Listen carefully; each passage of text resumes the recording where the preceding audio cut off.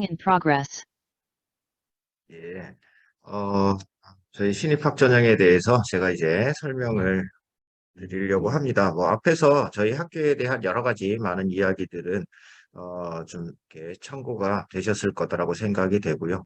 사실은 뭐, 저희 학교 설명회입니다. 그래서, 제가 생각할 때는 뭐, 신입학 전형에 대한 이야기들, 이런 것들도, 뭐 참고가 되겠지만, 지금까지 해온 저희 학교에 대한 여러 가지 이야기가 훨씬 더, 여러분들한테 좀 더, 의미 있게, 좀 다가갔으면 좋겠다. 이런 생각이 듭니다. 예, 제가 오늘 정리해 드릴 이야기들은요, 저희 학교 홈페이지에 보시면 이미 모집 요강이 공지가 되어 있습니다. 또한, 홈페이지에서 저희가 FAQ를 찾아보시면, 여러 가지 질문에 대한 답변이 될 수 있는 이야기들이 있어서, 그런 것들을 잘 찾아보시면, 좋겠고요. 오늘은 제가 뭐 그 내용들 중에서 간략하게 좀 이렇게 요약 정리를 해드리는 시간으로 진행을 하도록 하겠습니다. 먼저 시작하기 전에 그 모집 요강을 한번 이렇게 살펴보시면요. 학교 홈페이지에 딱 들어가시면 모집 요강 가장 상단에 첫 부분에 저희 학교가 뭐 이런 인재를 선발하고자 합니다라는 간단한 문구가 먼저 적혀져 있는 것을 보실 수 있습니다. 대부분 그러니까 혹시나 뭐 이렇게 지나치고 이렇게 지나가실 것 같은데 그래도 그 문구 하나를 만들기 위해서 저희가 많은 논의도 하고 이렇게 적은 글이라서 꼭 참고를 해주시면 좋을 것 같습니다. 예, 그 문구에 뭐라고 적혀 있냐면요. 민족사원고등학교 교육 목표가 각계각층의 지도자를 양성하는 것이다라는 이야기가 있고요. 그 각계각층의 지도자로서 가져야 할 가장 큰 의미 부여를 저희가 하는 것은 개인의 출세나 영달을 목표로 하는 것이 아니고요. 많은 그 조국과 인류의 번영을 위해서 희생하고 헌신하는 자였으면 좋겠습니다. 라는 글을 담고 있습니다. 그리고 그런 인재를 저희가 선발하고자 합니다. 라고 이야기를 시작을 합니다. 뭐 일단 그 이야기를 마음에 새기면서 이제 하나씩 그냥 저희가 전형들이 진행되는 상황들을 살펴보고자 합니다. 첫 번째는 저희 일정과 몇 가지 이렇게 진행되는 상황들을 먼저 말씀드리겠습니다. 12월 14일 올해죠. 이제 올해는 12월 14일부터 3일간 원서 접수하고 서류 제출을 받습니다. 예년에 비해서 굉장히 좀 짧은 기간이기도 하고요. 전체적인 전형 일정도 굉장히 짧지만 또 원서 접수와 서류 제출하는 일정도 3일밖에 주어지지 않습니다. 그래서 조금 미리 이렇게 준비해야 될 것들은 미리 준비를 하시는 게 좋을 것 같고요. 그 다음 주에 바로 1단계 합격자를 발표를 하고요. 그 다음 주에 바로 또 면접 체력 검사를 한 다음에 바로 직후에 이제 최종 합격자 발표를 하는 일정입니다. 이게 총 채 3주 정도?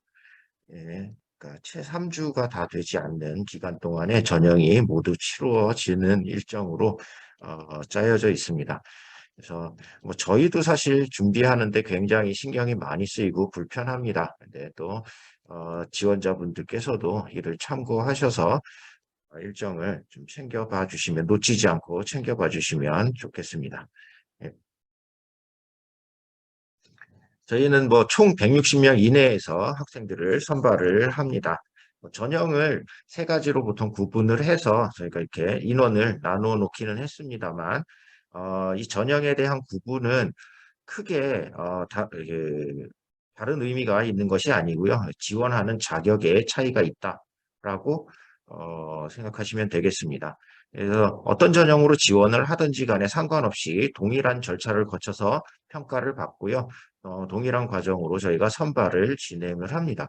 그리고 전액장학생 전형이나 횡성인재 전형에 적격자가 없는 경우에 저희가 그냥 일반 전형 인원으로 충원을 해서 선발을 합니다. 그래서 토탈 한 160명 이내에서 선발을 하는데 사실 작년에도 저희가 선발한 인원은 157명이었습니다. 그래서 160명을 꽉 채워서 선발을 하지 않을 수도 있습니다. 뭐 지원 자격은 다른 학교들과 다 대동소이합니다. 일단 공통적으로는 중학교 과정을 마치셔야 합니다. 근데 뭐 중학교 졸업 예정이거나 아니면 중학교를 이미 졸업을 했거나 하는 경우, 어, 단 뭐 중학교를 졸업을 하신 분들이 고등학교에 재학 중이거나 휴학 중인 경우는 제한됩니다. 예, 그런 경우를 제외하고 이고요. 그 외에 뭐 또 같은 동일한 학력으로 인정을 받을 수 있는 검정고시를 합격을 했다라든가 해외 학교에서 공부를 하고 뭐 중학교 과정을 마친 경우들. 해외 학교 같은 경우에는 이제 저희 학제 차이로 뭐 6개월씩 차이가 나는 경우들이 있어서 6개월을 좀 짧게 덜 차거나 아니면 6개월을 오버하거나 뭐 이런 경우들은 인정이 됩니다. 전액장학생 전형은 올해 저희가 가구소득 중위 기준소득, 그러니까 기준 중위소득 160% 이하로 작년에 비해서 10% 정도 이렇게 상향 조정을 했고요. 대부분 또 다른 학교들의 그 사배자 전형이라고 얘기를 하죠. 이 기준도 이 정도 수준으로 다시 이렇게 상향이 된 걸로 알고 있습니다. 그래서 뭐 그렇고요. 그 다음에 꼭 기준 중위소득 160% 이하가 아니더라도 급작스럽게 가정 형편이 나빠지는 상황이 발생을 한 경우라든가 하면 학교장의 추천을 받아서 지원을 하실 수도 있습니다. 예, 횡성인재 전형은 횡성군에서 중학교 과정을 모두 마친 경우라야 지원이 가능합니다. 응시 제한은 첫 번째 말씀드렸던 거는 아까 말씀을 드렸던 것 같고요.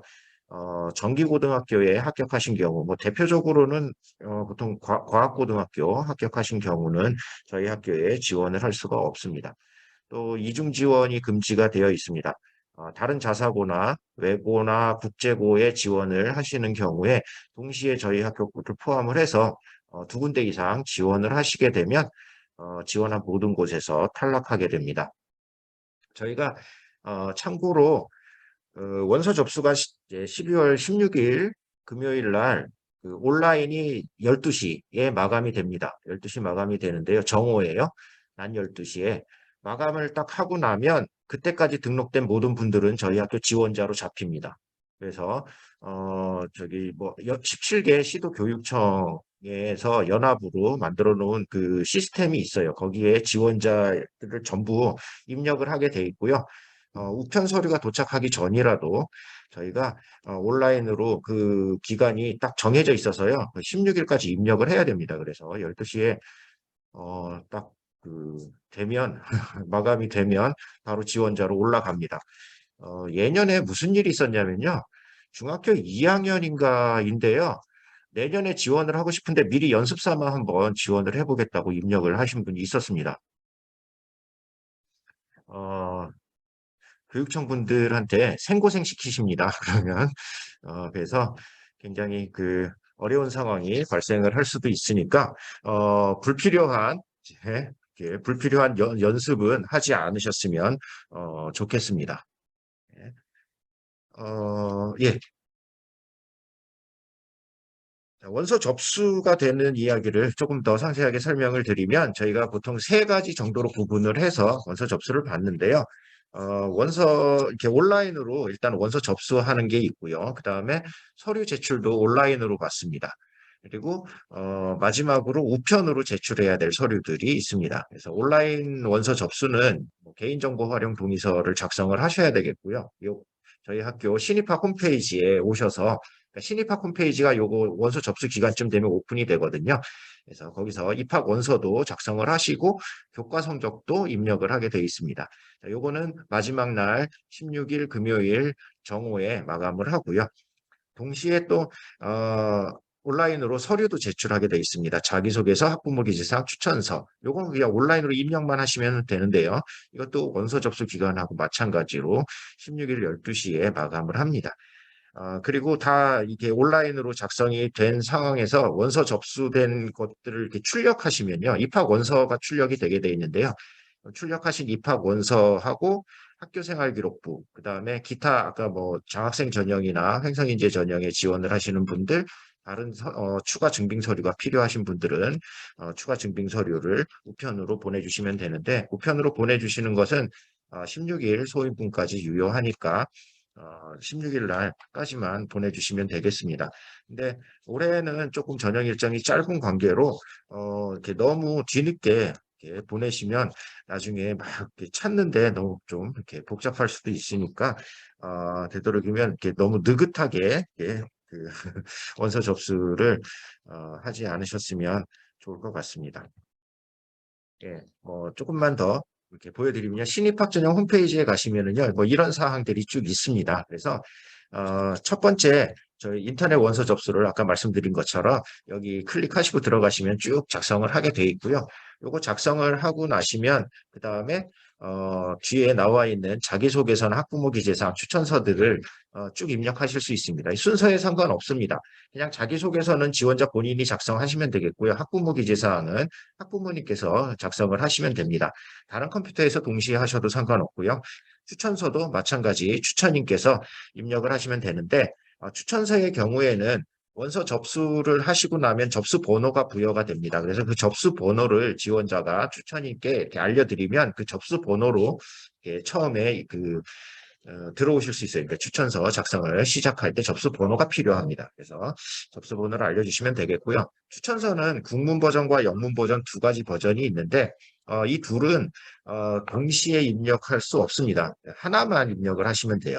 둘 다 입력하는 건 불가능하고요. 그래서 뭐 저희가 영문 추천서 버전을 하나 더 마련을 한 것은 해외에서 지원을 하는 경우에 해외 학교 선생님들, 그러니까 외국인 선생님들이 이렇게 추천을 하시는 경우들이 종종 있습니다. 그래서 그분들을 위해서 따로 별도로 마련을 한 페이지이니까 대부분 국내에서 지원을 하시는 분들은 국문 추천서를 활용을 하셔서 작성을 해주시면 되겠습니다.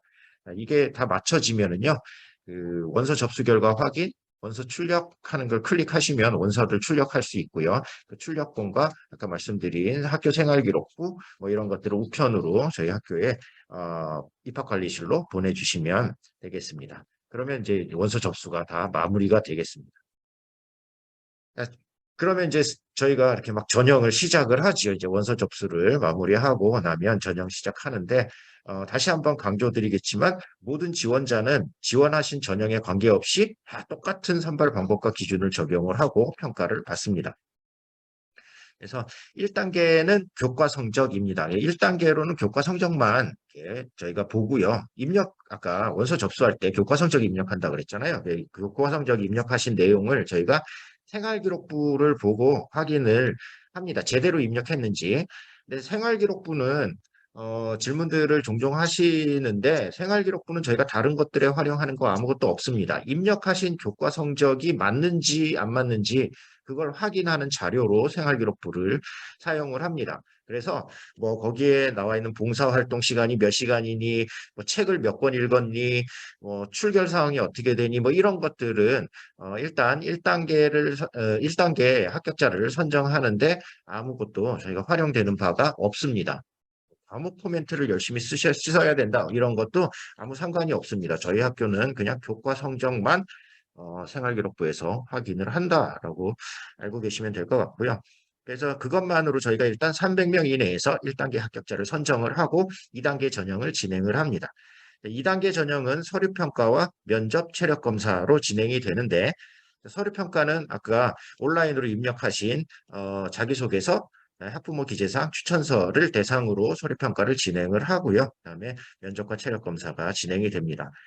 이 모든 것이 다 맞춰지면 최종 합격자를 160명 이내에서 선발을 하는데 선발할 때 사정하는 그 평가 자료들은 교과 성적 포함입니다. 교과 성적, 서류 평가 자료, 그다음에 면접 체력 검사까지 모든 평가에 이렇게 모든 받았던 평가의 그 평가 자료들을 다 종합해서 저희가 최종 합격자를 선발을 하는 과정을 거칩니다. 조금만 하나씩 더 설명을 드리겠습니다. 교과 성적은 이것도 뭐 모집 요강에 좀 더 상세히 나와 있으니까 참고를 해서 보시면 되는데요. 일단 각 학기별로 환산 점수를 계산을 합니다. 근데 생활기록부를 이렇게 출력을 해서 보내주실 때 보시면 서울 이외의 자사고용이라는 것을 이렇게 옵션으로 클릭하고 생활기록부를 이렇게 출력을 하시면 되는데요. 서울 이외의 자사고용 클릭하시면은 뭐 원점수, 표준편차 이런 거 다 사라져요. 그래서 교과 성적 내에서 저희가 확인할 수 있는 것은 각 과목별 성취도밖에 없습니다. 그래서 A, B, C, D, E 요것밖에 없어서 A면 저희의 환산 점수로는 100점입니다. 그러니까 100점 맞아서 A를 받았든 91점 받고 A를 받았던 다 그냥 100점이에요. 저희의 환산 점수로는. B면 다 90점으로 환산을 하고요. C면 80점으로 환산하고 그렇게 된 환산 점수에다가 각 과목별로 반영 단위를 곱합니다. 반영 단위는 뭐 밑에 적어놓은 것처럼 각 과목별로 반영 단위가 조금 상이한데요. 뭐 이거는 대부분 중학교들이 뭐 이렇게 뭐 일주일 단위로 수업을 하는 시간들하고 비례한다라고 보시면 되겠습니다. 각 2, 3학년 동안에 중학교 과정 동안에 수업하는 대충의 시간들과 어느 정도 맞춰서 그냥 이렇게 편성을 했고요. 그 반영 단위를 곱해서 합산을 한 다음에 반영했던 저희가 그 합산에 계산했던 반영 단위의 합으로 나누어 주시면 학기별로 100점 만점의 교과 성적이 나오고요. 그 학기별로 나온 교과 성적을 2학년 1학기부터 3학년 2학기까지 4개 학기에 각각의 반영 비율이 2학년 때는 20%씩이고요. 3학년 때는 30%씩 해서 곱해서 최종 교과 성적이 100점 만점으로 계산이 됩니다. 뭐 B가 한 몇 개 있어도 사실은 보통은 웬만하면은 저희의 환산 점수 계산하면은 뭐 한 95, 6점 다 넘어요. 그래서 뭐 B 몇 개 있고 막 이래도 그런데 그 이렇게 이런 질문들 많이 하세요. 그 뭐야 이렇게 제가 인터넷 같은 거 검색하다가 보면 종종 올라와 있는 질문들을 발견하게 되는데요. 중학교 2학년인데 이번에 뭐 국어가 B 하나 떴어요. 민사고 못 갑니까? 뭐 이제 이런 질문들 이렇게 올리곤 합니다. 그렇죠? 다 댓글들 많이 나와요. 근데 댓글들이 좀 어디다 올리느냐에 따라서 댓글이 좀 달라지죠. 그죠? 그래서 뭐 민사고 선배들한테 물어봤더니 그래 뭐 B 몇 개쯤 있어도 1단계 통과 잘 하더라. 면접만 잘 보면 된다. 뭐 이런 이제 대답도 있기도 하고 그렇죠? 그다음에 B 하나 있으면 못 가는 거 아니? 뭐 포기하삼 뭐 이런 대답들도 있기도 하고 하는데 제가 정확하게 교과 성적 어느 정도 돼야 뭐 1단계를 통과할 수 있습니다라는 답변은 드릴 수 없습니다. 예, 공식적으로는 이게 공식적으로 못 드린다라는 거가 아니고 해마다 조금씩 달라요. 이게 해마다 지원자 상황에 따라서 합격할 수도 있고 못할 수도 있고요. 근데 작년 같은 경우에 저희가 300명을 1단계 합격을 시켰어요. 300명 1단계 합격 시키는데 작년에 지원자가 304명이었습니다. 그럼 4명 정도 1단계에서 떨어졌어요. 그 4명 정도가 그 떨어지는 예를 들면 그런 4명 정도의 떨어지는 컷이 어느 정도인지는 해마다 많이 달라요. 이게 많이 다를 수 있습니다. 그래서 어떤 경우는 막 교과 성적 막 합산한 점수가 이렇게 계산이 됐는데요. 그러니까 A가 하나도 없는 뭐 이런 경우도 사실 지원자가 있으면 그런 경우도 뭐 대부분 최종 합격자에는 들지 못하는데요. 예, 최종 합격자에는 들은 예는 없고요. 근데 사실 그런 지원자들도 있어요. 그러니까 보시면 어떤 지원자들이 지원을 하느냐에 따라서 교과 성적 컷은 많이 유동적입니다. 그래서 제가 딱 요만큼이에요. 이렇게 말씀드릴 수는 없지만 대체적으로 최근 한 2, 3년간의 통계를 내보면 올 A인 분이 지원자의 한 절반쯤 됩니다. 그러니까 올 A가 지원자의 한 절반쯤 되고요. 나머지 절반이 올 A가 아니에요. 그러니까 뭐 90 몇 점씩 나오는 거죠. 이제 환산 점수 계산하면 99점 얼마, 98점 얼마, 뭐 97점 얼마 이런 분들이 있습니다. 그리고 최종 합격자를 선정했을 때 대충 비율이 또 올 A가 한 절반쯤이에요. 올 A가 아니어도 최종 합격 되시는 분이 한 절반쯤 돼요. 대충 계산이 되십니까? 그러니까 사실은 올 A냐 아니냐는 최종 합격에 미치는 영향이 매우 지극히 크다라고 볼 수 없습니다. 그러니까 실제 전체 지원자의 비율과 최종 합격자 하는 사이에서의 비율이 대동소이합니다. 그러니까 교과 성적은 사실 최종 합격에는 크게 영향을 많이 미치는 것 같지는 않다라고 보셔도 되는데 아까 말씀드린 것처럼 이제 뭐 1단계 컷이 중요하겠죠. 그렇죠? 근데 그건 지원자 상황에 따라 달라질 수 있으므로 정확한 답변을 드리는 것은 곤란합니다. 그래서 그런 질문을 이렇게 질의응답으로 하셔도 제가 대답을 해드리지 않습니다. 미리 말씀드리겠습니다. 자, 이제 두 번째 서류평가에 대한 말씀을 드리면요. 세 개의 서류가 다 서류평가 대상입니다. 네. 온라인으로 입력을 하고 이건 따로 이렇게 우편으로 보내실 필요는 없습니다. 그냥 온라인으로 입력된 사항들을 저희가 평가를 하게 되는데 지원자 한 명당 보통 한 세 분 정도의 평가위원이 배당이 됩니다. 이 세 분의 평가위원께서 평가 서류들을 다 각각 따로따로 평가를 하세요. 세 분이. 그래서 뭐 세 분의 평가 점수를 저희가 전부 수합을 해서 서류 평가 이렇게 반영을 하는데요. 자기소개서와 학부모 기재사항 추천서가 각각 따로따로 평가가 되는 게 아니에요. 그냥 종합해서 다 한꺼번에 드려요. 평가위원께. 그리고 나서 평가위원께서 한꺼번에 다 보시고 그래서 서류 평가를 하십니다. 서류 평가하는 게 평가 점수도 있지만 또 코멘트 같은 것들도 작성을 하시기도 하고요. 그래서 작성하신 코멘트도 저희가 최종 합격자 선정을 하는 자료로 활용을 합니다.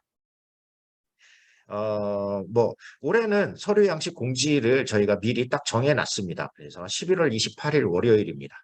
저희가 11월 26일 토요일 날 마지막 설명회를 합니다. 저희 학교에서 하는 설명회로 마지막 설명회를 마치고 나서요. 바로 그 다음 월요일에 서류 양식을 공지할 예정입니다.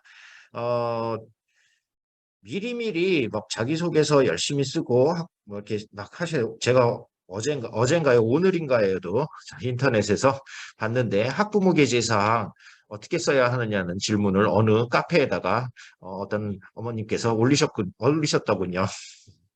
그래서 500자씩이나 쓰라고 시키더라고요. 막 그러면서 예, 죄송합니다. 제가 시켰네요. 근데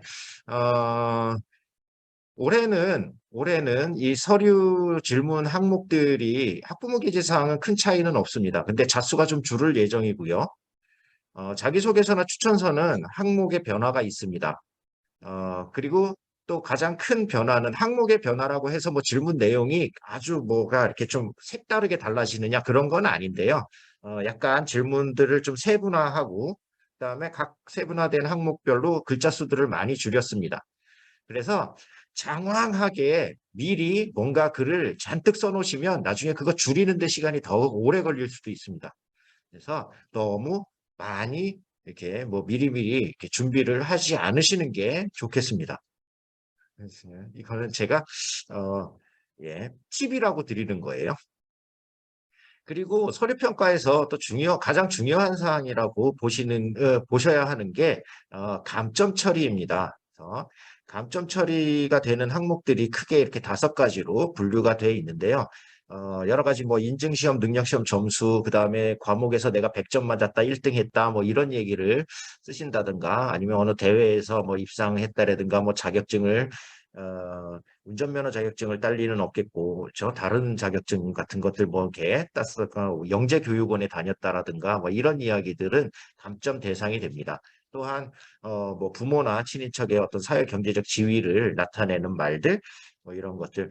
그러니까 사실 뭐 저희 뭐 아버지가 의사 생활하시는 걸 보면서 내가 의사의 꿈을 키웠다 이런 얘기들을 쓰고 싶을 수는 있겠지만 꼭 아버지의 이야기 없이 의사의 꿈을 키운 내용을 간략하게 정리를 하는 방향으로 해주시면 좋겠고요. 뭐 그런 경우라면. 근데 가장 감점이 많이 일어나는 케이스가 어떤 경우냐면요. 지원자 본인의 이름이 등장하는 경우가 가장 많은 케이스입니다. 특히 자기소개서에는 자기 이름 쓰는 아이가 별로 없겠죠. 그렇죠? 그래서 뭐 민족이 예뻐요. 뭐 이런 걸 자기소개서에서 이렇게 쓰지는 않을 겁니다. 대부분은 학부모 기재사항이나 추천서에서 발견되는 감점사항입니다. 그래서 학부모님들도 유의하셨으면 좋겠고요. 추천서 쓰시는 분께 부탁하실 때 한 번 더 유의사항을 잘 읽어보시라고 이렇게 좀 해주시면 좋을 것 같습니다. 예. 감점 처리는 일괄적으로 저희가 감점을 이렇게 정해진 기준에 따라서 딱 일괄적으로 감점합니다. 그래서 서류평가 점수에서 가장 점수를 많이 깎아먹을 수 있는 위험 요소입니다. 그렇기 때문에 제가 다시 한번 강조를 드리는 거고요. 이런 질문들 많이 하셔서 제가 오늘은 그냥 자, 민사고 입학관리실장이 하는 대답을 들어보십사라고 질문을 마련을 했습니다. 자기소개서 얼마나 잘 써야 할까요? 라는 질문에 고민들이 좀 많지요. 그리고 여러 가지 이 자기소개서를 잘 쓰기 위한 여러 가지 노력들을 많이 하시는 걸로 알고 있습니다. 제가 간단히 말씀드리면요. 잘 쓸 필요 없습니다. 그냥 질문에 대해서 솔직하게 대답해 주시면 돼요. 바로 앞에서 누군가가 나에게 똑같은 질문을 던졌을 때 그냥 생각나는 대로 내가 그 자리에서 대답한다라는 기분으로 그냥 쓰시면 돼요. 글을 굉장히 잘 쓸 필요도 없고요. 뭐 그렇다고 또 너무 맞춤법이 막 틀리게 뭐 비속어 써가면서 이렇게 쓰시지만 않으면 되는데요. 예, 글을 굉장히 잘 쓸 만한 자수도 충분히 제공되지 않습니다. 올해는 그랬죠. 그래서 뭐 예를 들면 막 이래 어떤 항목은요 한 300자 이내로 써라 이러는데 300자 이내 몇 줄 되지도 않아요. 거기에 뭐 근사하게 여러 가지 표현들을 막 잘 다듬으려고 노력하지 않으셔도 됩니다. 평가위원들이 평가하시려고 하는 거는 그냥 그 질문에 대해서 그냥 솔직한 대답을 한번 들어보고 싶은 거예요. 그 학생이 어떤 학생인지 그냥 알고 싶은 거고, 아, 얘가 이런 아이구나. 아, 이런 꿈을 갖고 있구나. 뭐 그런 거예요.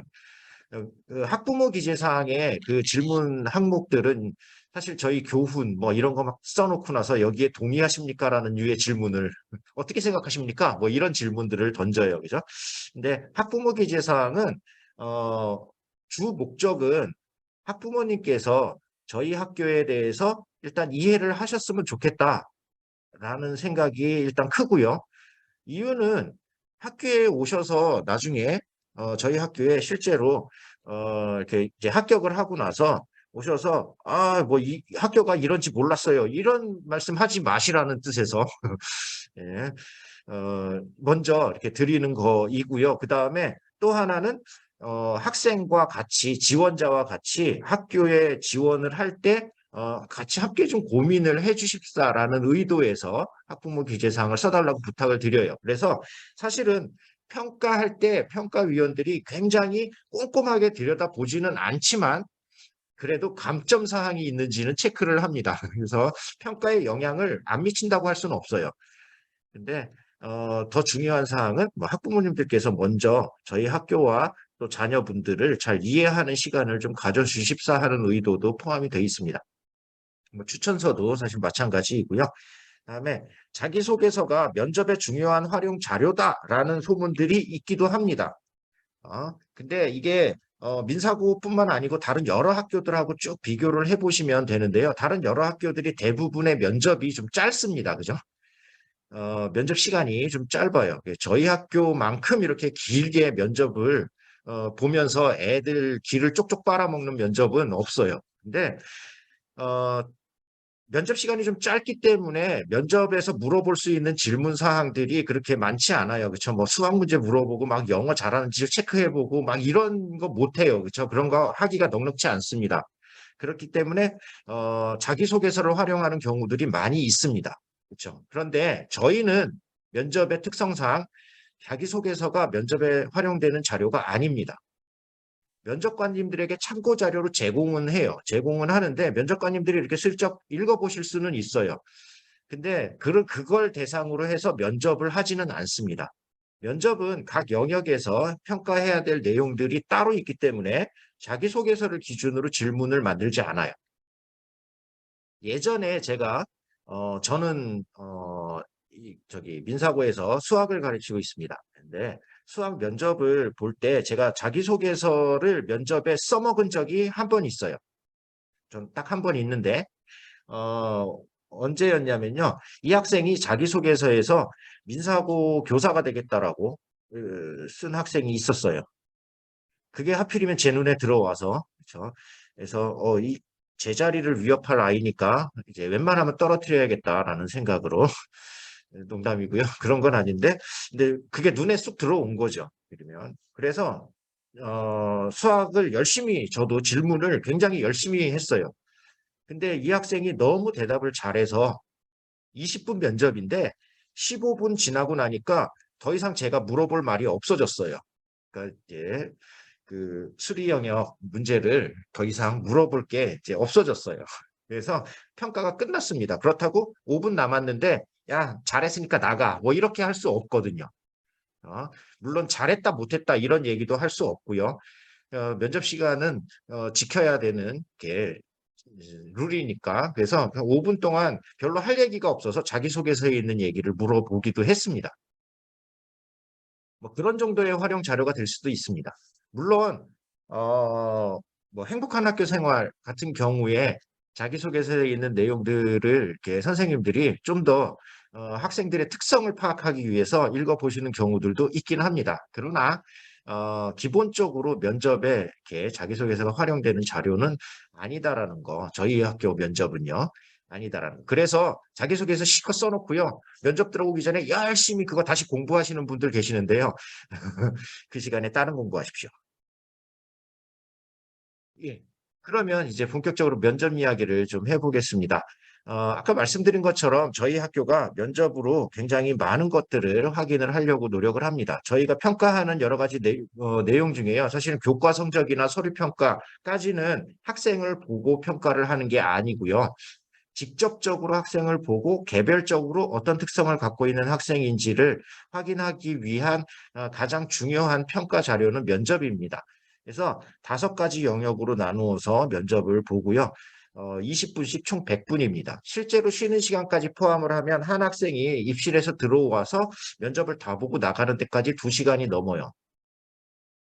그러면 굉장히 긴장된 상황이 그 정도 시간이면 뭐 심적으로나 육체적으로 이렇게 체력적으로나 쉽지 않은 면접이 될 수도 있습니다.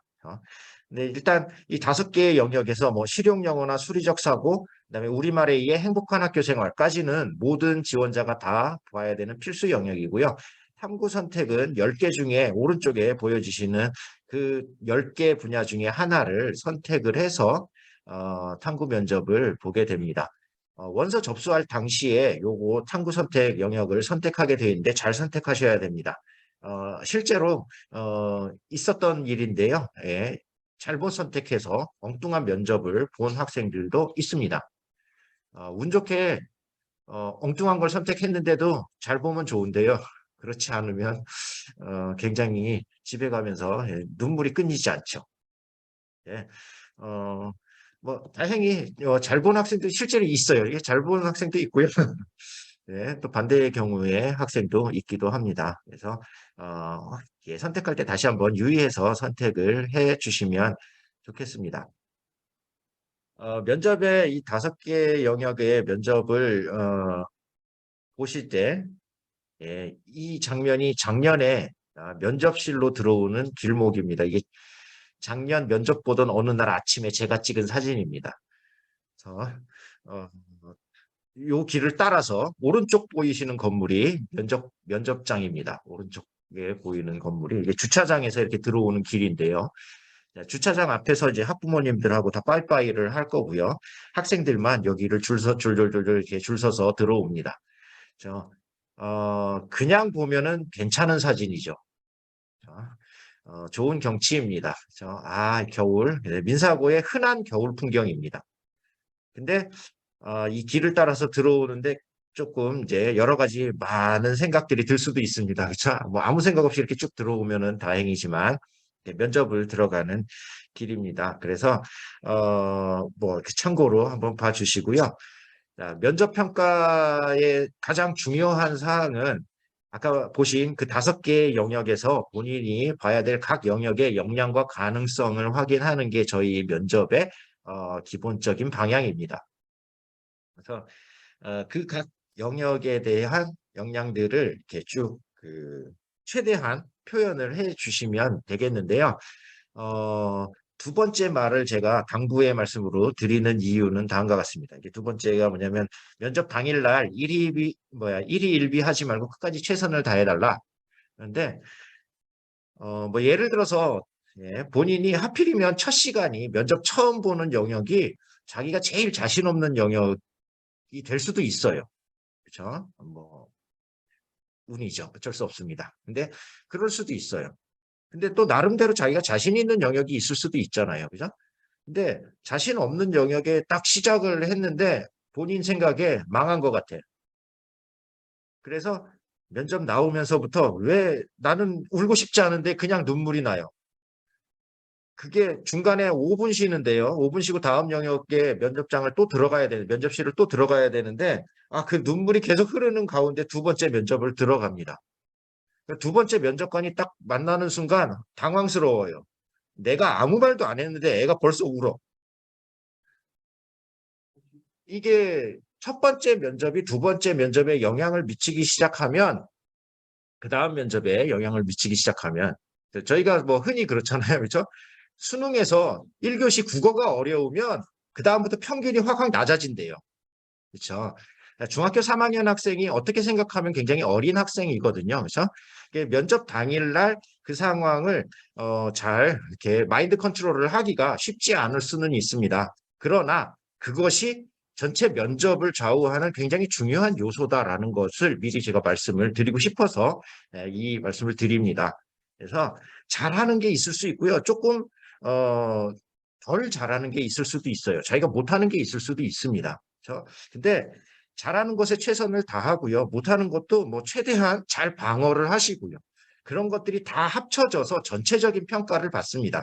저희의 그 면접 평가가 하나의 영역으로 붙고 떨어지고가 결정되지 않습니다.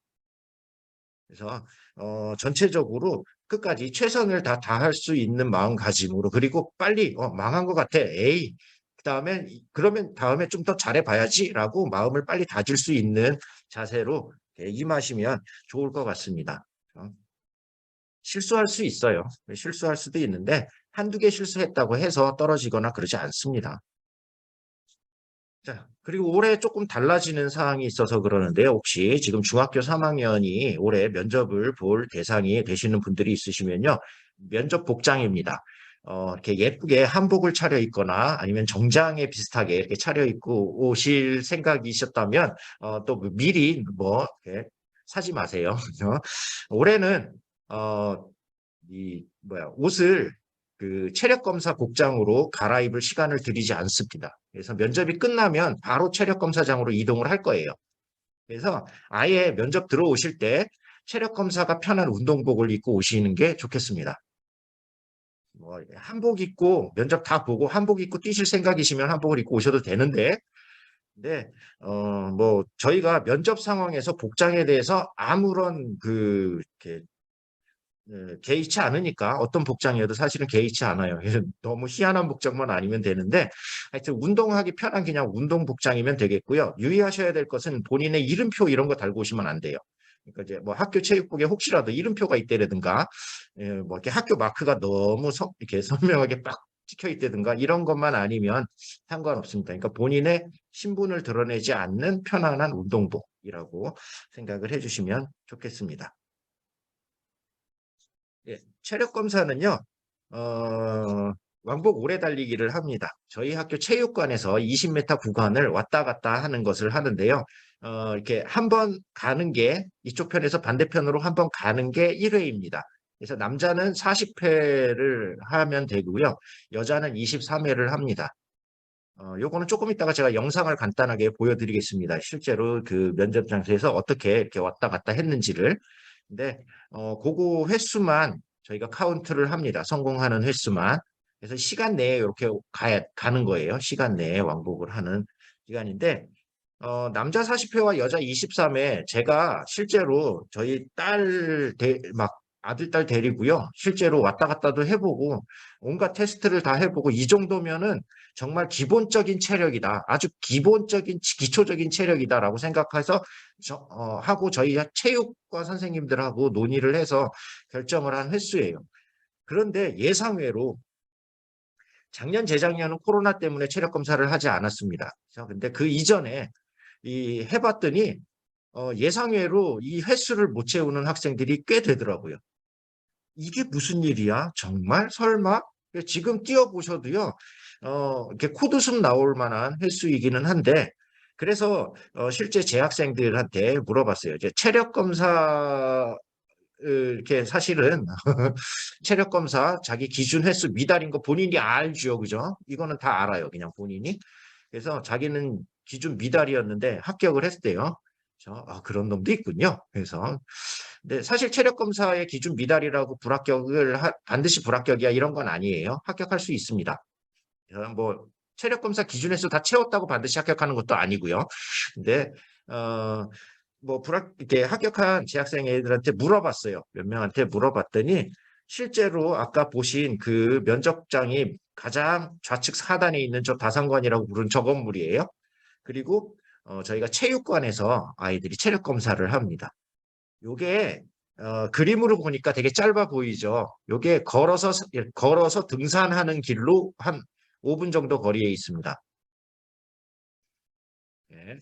그리고 아까처럼 그렇게 눈이 와 있는 상황이라 그러면 아이들이 요 면접장에서 한 100분, 2시간여를 멘탈을 탈탈 털리고 와, 나 이제 그냥 밀면 쓰러질 것 같아. 막 이런 기분에 산길을 여기 산길이에요. 해발 600에서 650으로 올라갑니다. 여기를 막 해치고 올라가서 하고 있는데 체육관에 도착하자마자 자 이제 그럼 체력 검사할까 준비 운동 합시다 이래요. 그러니까 아이들이 퍼져요. 사실은 그게 제일 힘들었대요. 사실 힘들었대요. 그래서 그냥 너무 힘드니까 대충 뭐 제가 물어본 학생은 남학생이었는데 한 30회쯤 뛰고 나니까 나 이제 그만 뛰고 싶어 이런 생각이 들더래요. 그래서 에이 모르겠다. 뭐 설마 떨어질까? 뭐 이런 면접 잘 봤다고 확신을 했는가 보죠. 근데 뭐 그런 생각도 들고 막 그러더래요. 그리고 막 여학생들도 대충 한 20회쯤 되면은요, 에이 뭐 3회 정도 뭐 그냥 서버린답니다. 그런 학생들이 실제로 있더라는 거죠. 그래서 제가 농담 삼아 이런 얘기들을 합니다. 체력 검사 준비를 해야 되겠다라고 하시면 하루 왼종일 공부 열심히 하시고요. 열심히 하고 나서 나 이제 잠자리에 들어야지라고 하기 5분 전에 뛰세요. 5분 전에 뭐 이렇게 집 앞에 동네 한 바퀴 이렇게 뱅뱅뱅 돌고 계시면 제가 제 민사고 준비하는 애인가 보다라고 알아보도록 하겠습니다.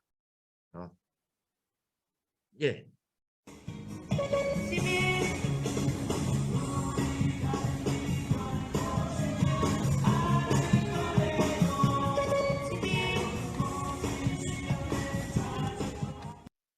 예, 이게 뛰는 영상입니다. 그러니까 삐비 하면 뛰기 시작해서요. 그 다음 삐비가 되기 전에 삐빅 소리가 나기 전에 반대편에 가서 도착하면 성공이에요. 1회 성공.